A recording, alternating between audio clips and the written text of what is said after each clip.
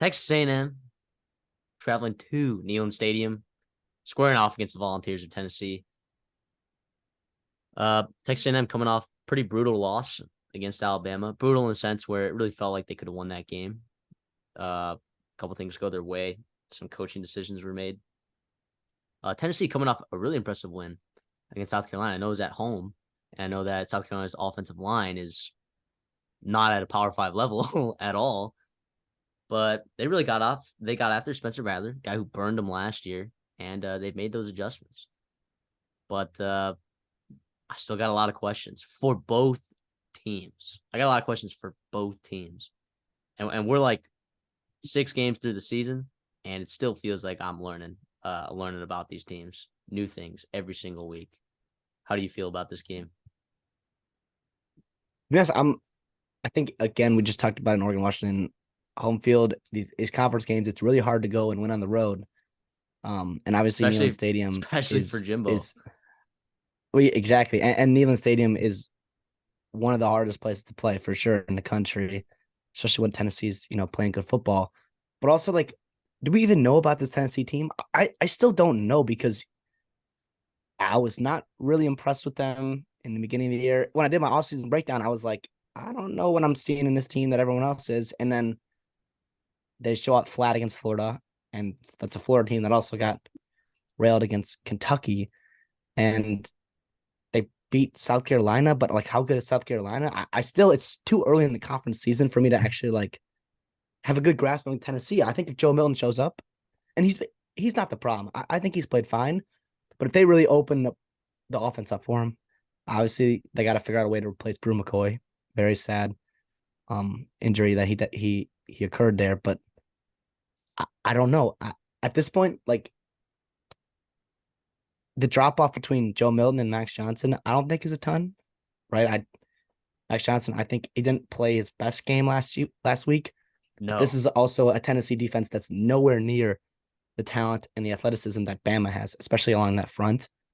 But also, like, Tennessee has ran the ball really well all year, and like the outside perception of what Tennessee football is in terms of their offense is about, like, you remember last year where it was Jalen Hyatt and it was Cedric Tillman, it was Hendon Hooker throwing deep passes, and it was like explosive plays through the air that needed to make this offense work. It's not at all what it really is in general, but also especially this year. They're a ground and pound team, running the ball with success, but also that plays right into A&M's strength. They allow 84 yards rushing a game. They shut down Bama's offense of rushing attack.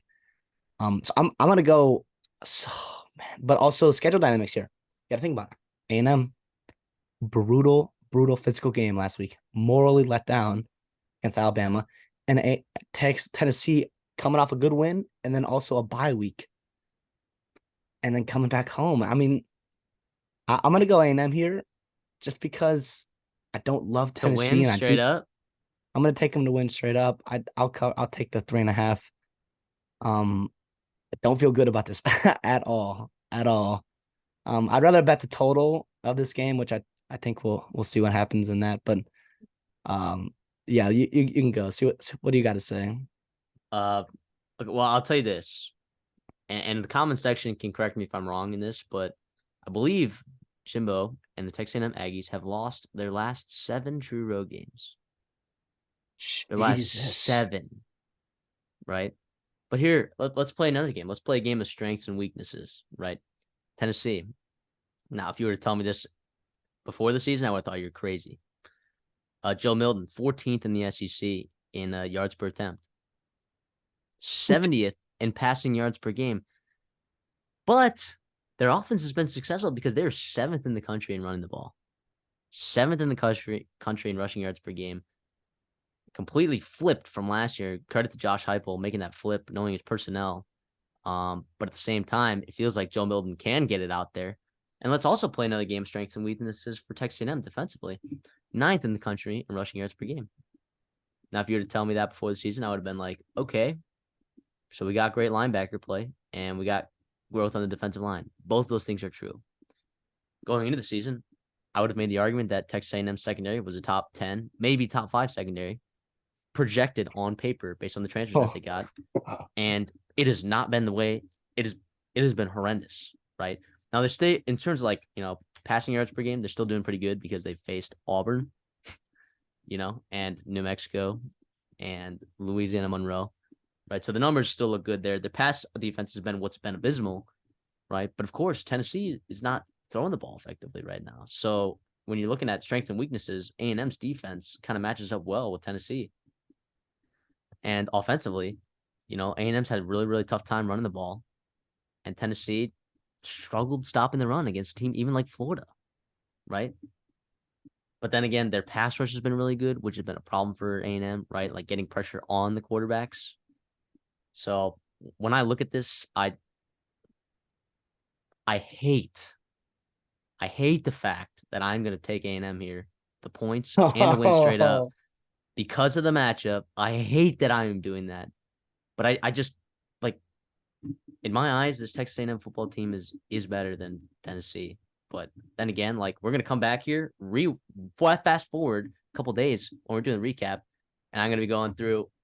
We're gonna be talking about why did Tennessee win this football game. That's exactly what's gonna happen. I'm picking A&M, but we're gonna be talking about why Tennessee won this football game about 4 days from now. I think the reality is A&M has a better roster than Tennessee, like top to bottom, like absolutely.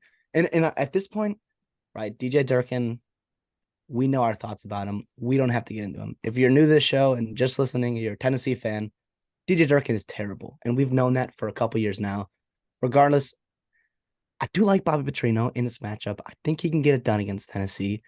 And I just don't know how good Tennessee is. I cannot pick them because I know how good A&M can be. I've seen it. We saw it at times in the Bama game. We've seen it against Arkansas, right? We saw it for the first half against Miami. Can they put together a 4-quarter game, right, on the road? They haven't done in a hostile environment all year against Power 5 teams. They have not done that this year. The last time they really did that, and correct me if I'm wrong, is what, 2021 against Bama, right? I would say yes, but also the LSU game last year. Okay, really look at it. Thank you. But then again, it's that and then the Alabama game. That's it. Common honors, both those games were at home. We talked about true road games for Jimbo Fisher has not been kind to him. So, like, what's the feeling here? I'm just gonna take the better roster. A lot of like the matchups here, you broke them down, I thought, really well. What's gonna give? And like, we sit here telling you, like, you're very well known with A&M. Like, we're both SEC guys. We followed that for a while. We have no idea. And I don't think many people do on either coach. Shapes up for a really good football game. And you're going to learn a lot about both these teams here. And in terms of projecting forward for the rest of the year when they get into conference play, later into conference play. But for A&M here, I think in terms of impact, you got to have this game. Because the schedule does not get much easier, right? Yes, the SEC West is down, whatever, but you still have to play both Mississippi schools, which you with, right? You've got to play at LSU. We'll see. And for Tennessee, you still have Bama and Georgia on your schedule, which you do not want to be 4-2 before having played both those teams, because then you're staring at 8-4 with downside to go to 7-5, which was not where you wanted after a season like last year.